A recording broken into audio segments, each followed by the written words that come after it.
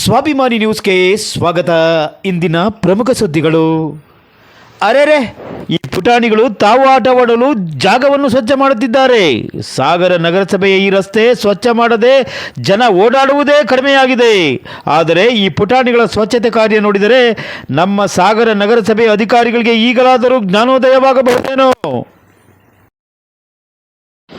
ಬಲ್ಲ ಮೂಲಗಳ ಪ್ರಕಾರ ಸಾಗರ ನಗರಸಭೆ ಆದ ನಂತರ ಸ್ವಚ್ಛತಾ ಕಾರ್ಮಿಕರ ಸಂಖ್ಯೆ ಹೆಚ್ಚಿಸಬೇಕಾಗಿತ್ತು ಎಂಬ ಕೂಗು ಒಂದು ಕಡೆ.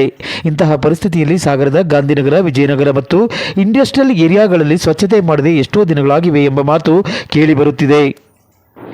ಈ ನಿಟ್ಟಿನಲ್ಲಿ ಸ್ವಾಭಿಮಾನಿ ನ್ಯೂಸ್ ಗಾಂಧಿನಗರದ ಭಾಗದಲ್ಲಿ ಸುಮ್ಮನೆ ಒಂದು ಸುತ್ತು ಹೋಗಿ ತೆಗೆದ ದೃಶ್ಯ ನೋಡಿ.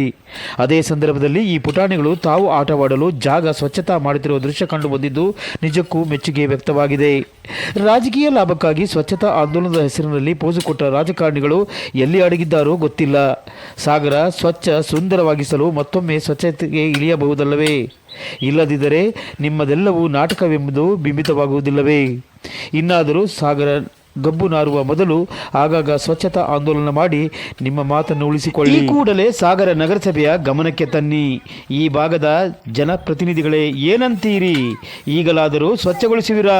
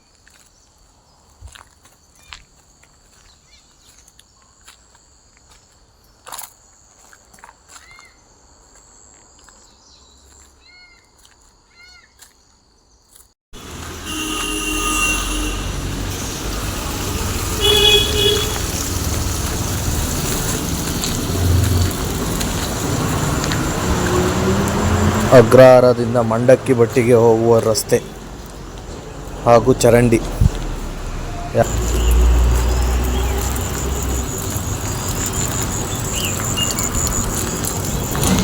ಸುಮಾರು ಬಾರಿ ನಮ್ಮ ವಾರ್ಡ್ ಕೌನ್ಸಿಲರ್ ಆದಂಥ ಲಿಂಗರಾಜ್ ಅವರಿಗೂ ಹಲವು ಬಾರಿ ತಿಳಿಸಿದ್ದೇವೆ. ಆದರೂ ಯಾವುದೇ ಒಂದು ಈ ರಸ್ತೆ ಹಾಗೂ ಚರಂಡಿ ಬಗ್ಗೆ ಕ್ರಮ ತಗೊಂಡಿಲ್ಲ. ಇದನ್ನು